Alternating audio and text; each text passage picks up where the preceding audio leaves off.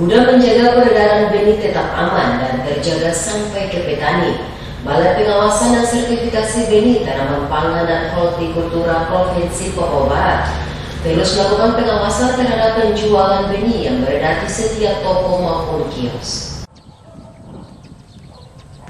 Dalam budidaya tanaman, benih merupakan salah satu faktor utama yang menjadi penentu keberhasilan. Salah satu faktor masih rendahnya tingkat ketersediaan benih bermutu bersertifikasi adalah tingkat kesadaran masyarakat, dalam hal ini petani, untuk menggunakan benih yang berkualitas tinggi atau bersertifikasi masih sangat kurang. Oleh sebab itu, Balai Pengawasan dan Sertifikasi Benih Tanaman Pangan dan Hortikultura Provinsi Papua Barat terus melakukan pengawasan terhadap penjual benih yang beredar di setiap toko maupun kios yang menjual benih pertanian.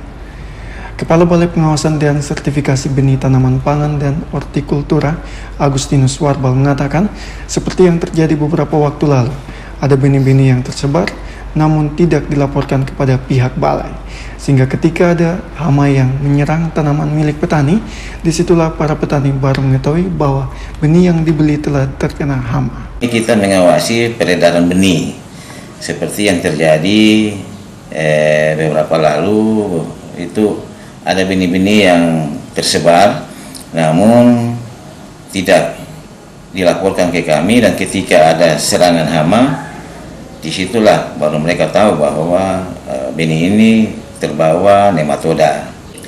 Kemudian pengawasan ini juga kita lakukan terhadap toko-toko yang jual benih, yang termasuk kios, ya. Artinya kalau masa kadaluarsanya sudah mendekati ini, mereka harus lapor. Ya, lapor, kita uji.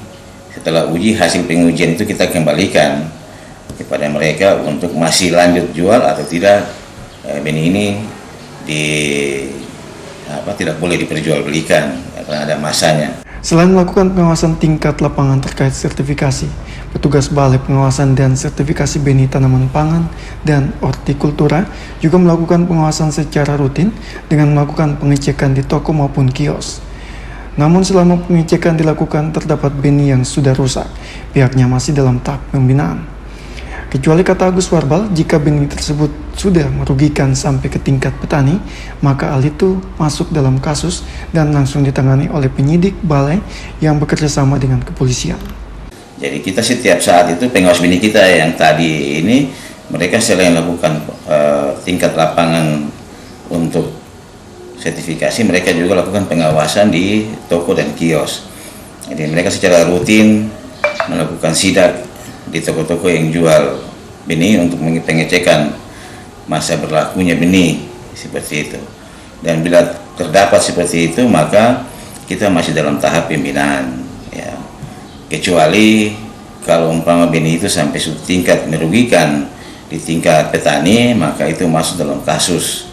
Dan ketika kasus itu terjadi, kami juga punya penyidik Pegawai Negeri Sipil PNS yang punya kewajiban untuk melakukan proses terhadap kasus yang pelanggaran-pelanggaran terkait dengan benih. Dan ini biasanya bekerja sama dengan pihak kepolisian. Tidak sampai di situ, Balai Pengawasan dan Sertifikasi Benih Tanaman Pangan dan Hortikultura Provinsi Papua Barat beberapa kali juga melakukan kegiatan yang berkaitan dengan pengembangan benih yang menghadirkan pemilik usaha benih agar diberikan penyuluhan terkait dengan usaha mereka. Natalindo Kerawai mengabarkan.